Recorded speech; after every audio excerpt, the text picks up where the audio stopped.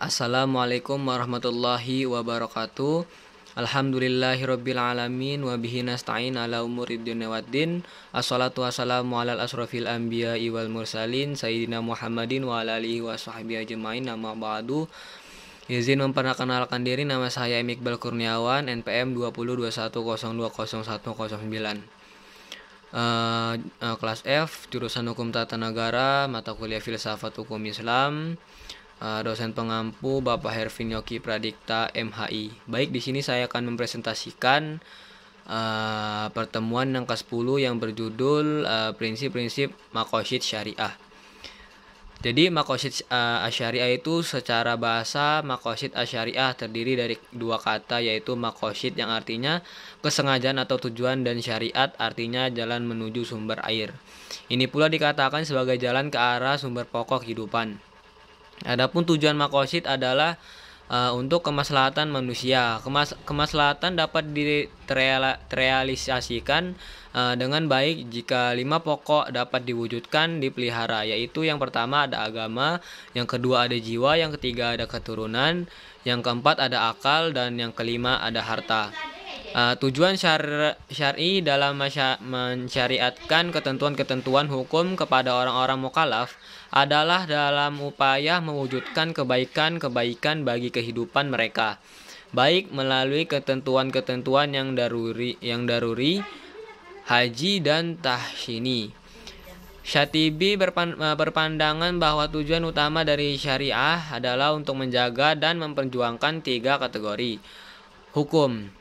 Tujuan dari 3 kategori tersebut adalah untuk memastikan bahwa kemaslahatan kaum muslimin baik di dunia maupun di akhirat terwujud dengan cara yang terbaik, karena Tuhan berbuat demi kebaikannya, demi kebaikan hambanya. Kemaslahatan yang ingin diselesaikan adalah yang memiliki syarat seperti berikut. Yang pertama, masalah itu harus real atau berdasarkan prediksi yang kuat dan bukan khayalan. Yang kedua, maslahat yang ingin diwujudkan harus benar-benar dapat diterima akal. Yang ketiga, harus sesuai dengan tujuan syariat secara umum dan tidak bertentangan dengan prinsip umum syariat. Yang keempat, mendukung realisasi masyarakat daruriyat atau menghilangkan kesulitan yang berat dalam beragama. Adapun manfaat mempelajari maqasid syariah ialah ada 4. Yang pertama, mengungkapkan tujuan, alasan, dan hikmah tasyri baik yang umum maupun khusus. Yang kedua, menegaskan karakteristik Islam yang sesuai dengan tiap zaman. Yang ketiga, membantu ulama berijtihad dalam bingkai tujuan syariat Islam. Yang keempat, mempersempit perselisihan dan tashub di antara pengikut mazhab fiqh.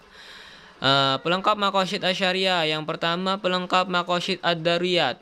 Ketika Tuhan mensyariatkan salat untuk menegakkan dan memelihara unsur agama, syar'i memerintahkan agar salat itu dikumandangkan dengan azan sudah masuk waktu dan dikerjakan dengan berjamaah sebagai kelengkapannya.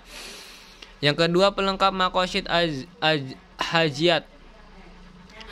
Tatkala syara memberikan kemurahan kepada orang yang sedang dalam berpergian untuk mengqashar salat, lalu disempurnakan kemurahan itu dengan diperbolehkan menjamaknya. Yang ketiga, pelengkap maqasid tahsiniyah. Syari mewajibkan bersuci untuk menegakkan urusan tahsini. Kemudian kewajiban bersuci itu disempurnakan dengan aturan-aturan sunat bagi bersuci.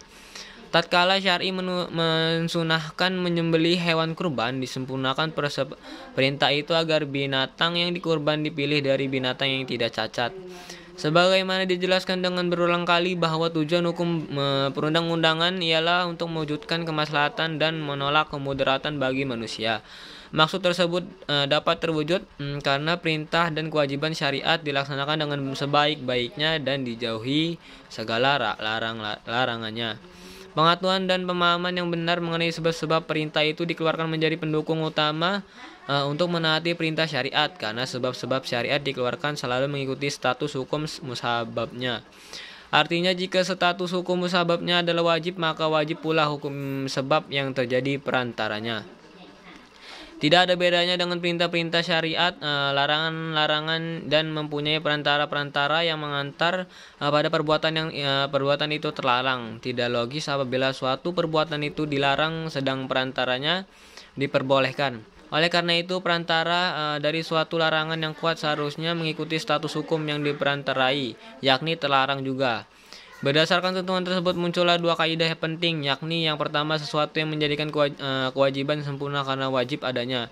Yang kedua menutup jalan menuju ke perbuatan terlarang. Baik, sekian presentasi dari saya. Apabila ada kata-kata yang salah, saya mohon maaf. Kepada Allah saya mohon ampun. Wabillahi taufiq wal hidayah. Wassalamualaikum warahmatullahi wabarakatuh.